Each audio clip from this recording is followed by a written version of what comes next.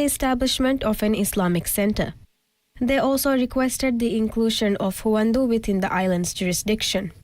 Addressing these concerns, President Dr. Moise outlined concrete development plans for 2025 during the meeting with residents later, including the construction of 200 housing units, which have already been budgeted for the year. The administration has opened contractor bidding for housing projects across various islands, tackling what the government identifies as one of the nation's most critical challenges. The president described 2025 as a year of progress, assuring residents that many campaign promises would begin to materialize.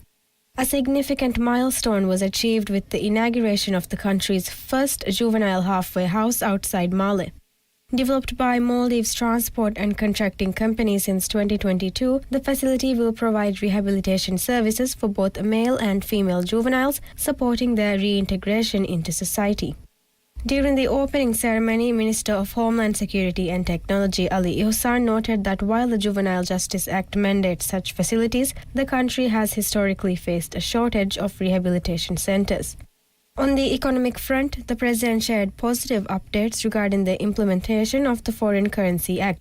According to central bank data, tourism sector businesses had converted over $25 million to banks by Monday under the regulation introduced in October.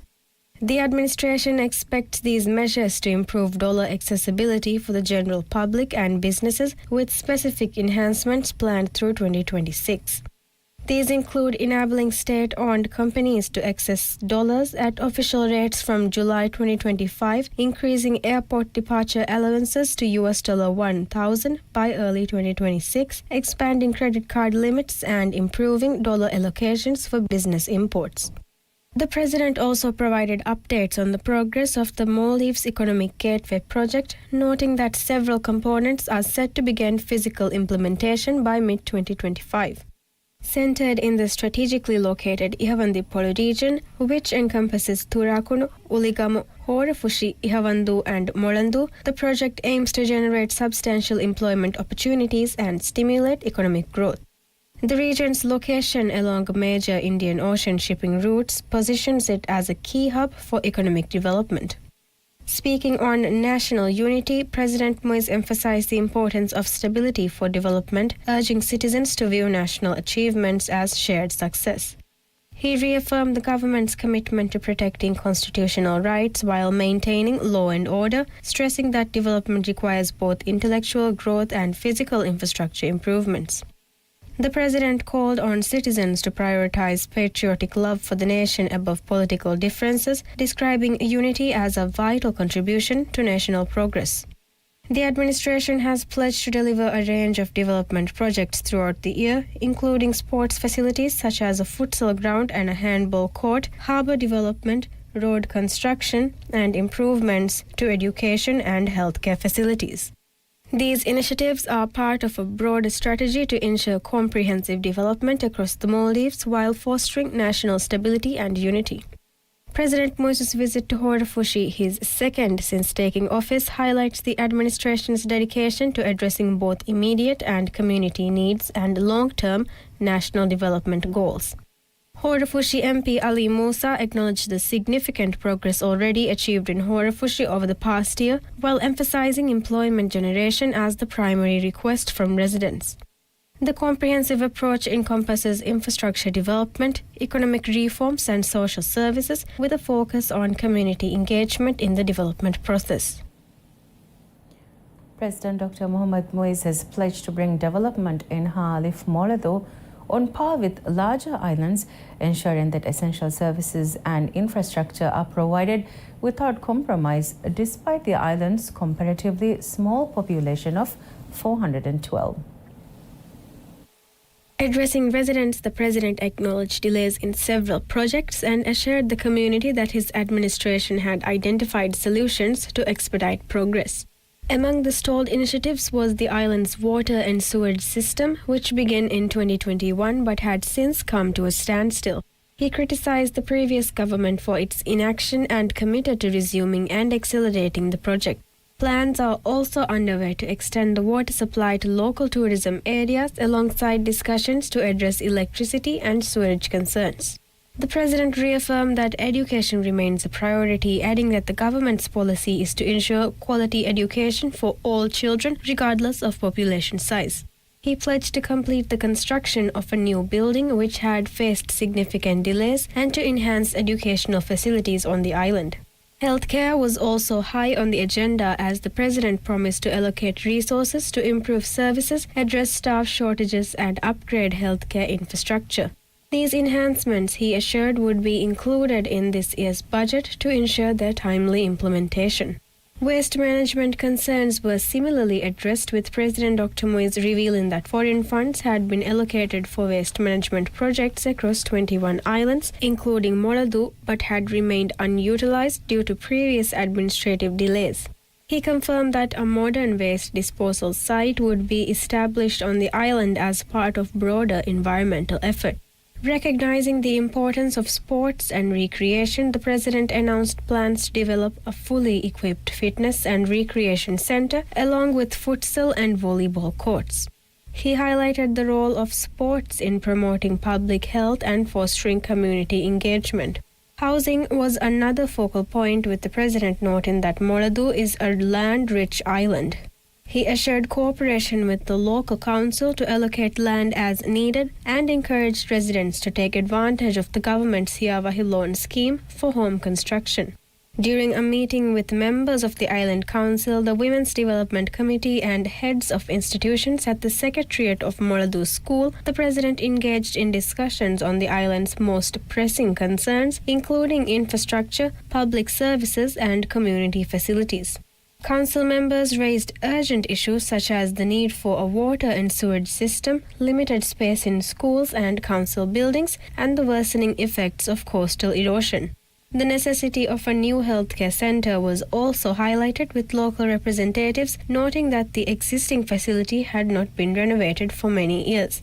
Beyond infrastructure, the discussion extended to community development, with calls for the construction of a futsal ground, volleyball court, children's park, and a youth and community center. The president assured attendees that his administration was committed to addressing these concerns.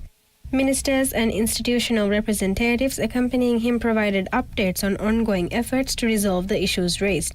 As part of efforts to improve financial accessibility across the Maldives, President Dr. Moise also attended a signing ceremony to establish Bank of Maldives ATM services on Moladu, ensuring that even remote islands have access to essential banking services.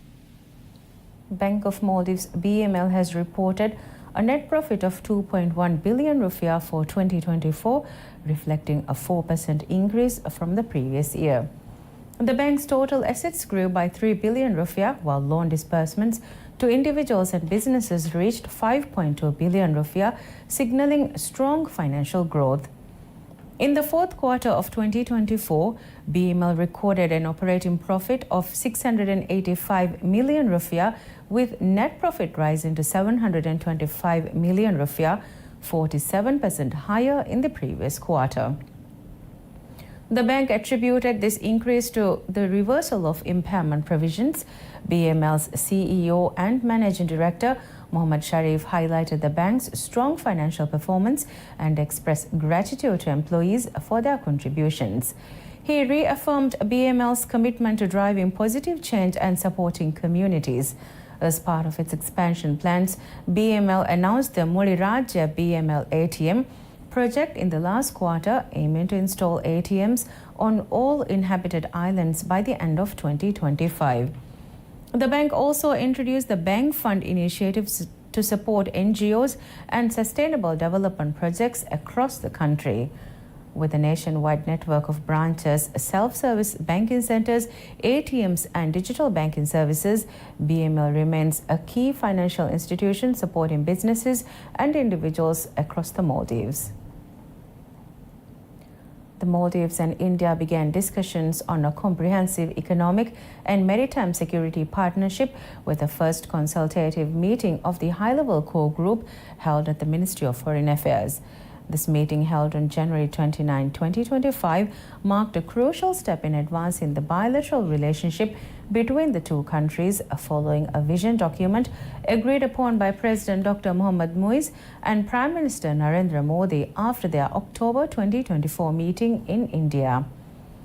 The talks focused on 6 key areas outlined in the vision, including development cooperation, trade and economic relations, digital finance, energy projects, health cooperation, and defense and maritime security. Both nations reviewed their existing collaborations and agreed on the importance of deepening cooperation to foster regional stability and mutual growth. The meeting marks a step forward in both countries' efforts to strengthen their strategic partnership, focusing on key areas critical to their economic and security concerns. Discussion centered on boosting sustainable development initiatives and enhancing maritime security in the Indian Ocean, a top priority for both nations. The second meeting of the high-level core group is scheduled to take place in India in April 2025, where further progress will be made on the implementation of the partnership's objectives. The Uligam Island Council has raised urgent concerns regarding waste management challenges and the necessity for a dedicated waste management facility and a new health center during a meeting with President Dr. Mohammad Muiz. The discussion, held at the Secretariat of the Uligam Council office, focused on the island's most pressing developmental needs. During the meeting, Uligam Council discussed the importance of harbour development, particularly given the high number of foreign yachts docking at the island. They proposed the establishment of a yacht marina to further boost economic activity and tourism. Additionally, the council stressed the need for expediting the construction of a new school building and increasing resources to improve the island's educational facilities. President Dr. Muiz assured the council that his administration remains committed to addressing the issues raised. Ministers accompanying him at the meeting provided the latest updates on the concerns voiced by the council, the Women's Development Committee (WDC), and heads of institutions in attendance. Following the discussion, President Dr. Muiz attended a groundbreaking ceremony for the construction of a new council secretariat building on Uligam Island. We have more news coming up after this short break. Stay tuned.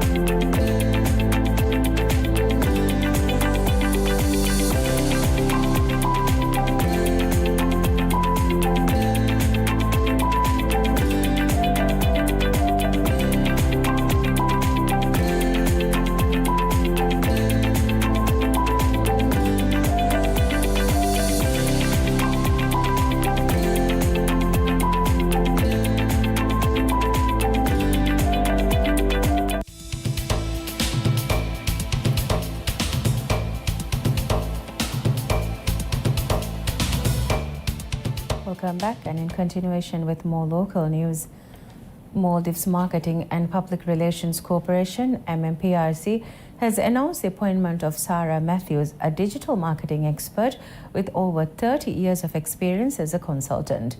Renowned as the Inside Cyclopedia, Sarah has worked with global brands such as Tesla, Coca-Cola, Japan Airlines, and Singapore Airlines. Her decade-long tenure at TripAdvisor saw her excel in big data analytics, developing impactful marketing strategies across the Asia-Pacific region. She also spearheaded the Destination Academy, a leading digital marketing bootcamp, and collaborated with major tourism boards including the Hong Kong Tourism Board and Visit Flanders Belgium Tourism. Sarah is widely recognized for her leadership in the travel industry, having served as the youngest female chair of the Pacific Asia Travel Association, PATA. She is a strong advocate for diversity, equity, and responsible travel, with a keen focus on sustainable tourism and community empowerment. Her insights have been featured on global platforms such as CNN, UNWTO, and BBC, solidifying her reputation as an innovator in travel marketing and strategy. MMPRC said her expertise aligns with MMPRC's vision to advance sustainable and inclusive tourism in the Maldives. MMPRC, together with SARA, will refine its brand strategy, strengthening directives and exploring the formation of an industry technical committee within focus groups to enhance the country's tourism sector. The Ministry of Construction, Housing and Infrastructure has announced that the Addo-Hankade Bridge will officially open for public transport this Saturday. The 1.4-kilometer bridge, which connects Addo city's Hitadu to Maradu, is expected to significantly improve transportation in the city. Construction of the bridge began in October 2021 and was carried out under the Indian Line of Credit. The project, valued at 1.19 billion rupiah, also includes road development in Addo city. The bridge will accommodate 4 lanes, enhancing traffic flow between key areas in the city. The project was handed over to the Maldivian government in August 2024 by Indian External Affairs Minister Dr. Subramaniam Jaishankar during his visit to Addo city. The opening was delayed due to additional technical service, but the ministry confirmed that the bridge is now ready for use. With the opening of the Hankade Bridge, the link road currently used across Hankade will be closed to public traffic. The bridge is part of a broader effort to improve infrastructure and connectivity in the region. The Hankade Bridge is also a key component of Hankade Integrated Tourism Development Project, one of the largest tourism initiatives in Addo city. The project aims to develop 1,041 hotel rooms, 64 serviced apartments, and 7 beach villas, along with a range of accommodation options, including Grand Deluxe and boutique hotels. The development is expected to boost tourism in the area and further enhance Addo city's appeal as a tourist destination. The government has announced plans to construct a 10-story building for Zakat House to maximize the benefits provided to Zakat recipients. Minister of Islamic Affairs Dr. Muhammad Shahim Ali Said stated that construction is expected to commence this year, with the project aimed at strengthening the Zakat system in the country. Once completed, the building will generate revenue by leasing office spaces to external tenants, with all proceeds directed towards supporting Zakat beneficiaries. The Zakat House, a government-established institution, is responsible for overseeing Zakat-related activities, promoting awareness and about property Zakat, and ensuring proper distributions of funds. The initiative is part of broader efforts to expand the socio-economic role of Zakat and address previous inefficiencies in fund management, where Zakat proceeds were used without structured administrative arrangements or effective policies. To improve financial sustainability, Zakat House will formulate clear investment frameworks to ensure long-term benefits for eligible recipients. The government is also in the process of drafting a Zakat law to further regulate and enhance Zakat management. This move aligns with commitments made by President Dr. Mohamed Muiz during the 2023 presidential election, reinforcing efforts to strengthen the Zakat system and maximize its impact. The newly appointed ambassador of Pakistan to the Maldives, Faisal Rasool Lodi, has affirmed Pakistan's commitment to supporting the development of the Maldivian agricultural industry. The ambassador made the statement during a meeting with the Minister of Agriculture and Animal Welfare, Dr. Maria Maria, where both sides explored potential areas of cooperation in agriculture. Highlighting the importance of expanding agricultural capacity and ensuring food security in the Maldives, the minister emphasized the need to develop skilled professionals in the field of agriculture. She also discussed opportunities for training and technical assistance from Pakistan to build expertise within the sector. In response, the ambassador reaffirmed Pakistan's willingness to provide all possible support to enhance agricultural development in the Maldives.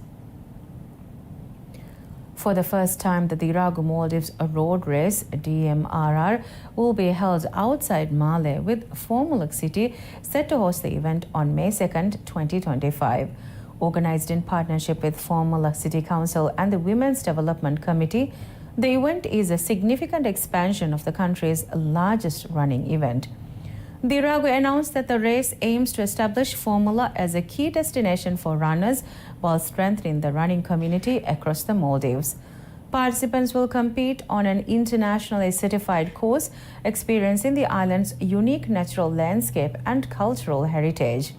Formula City Mayor Ismail Rafiq welcomed the initiative, highlighting the opportunity to promote the city as a sports and tourism hub.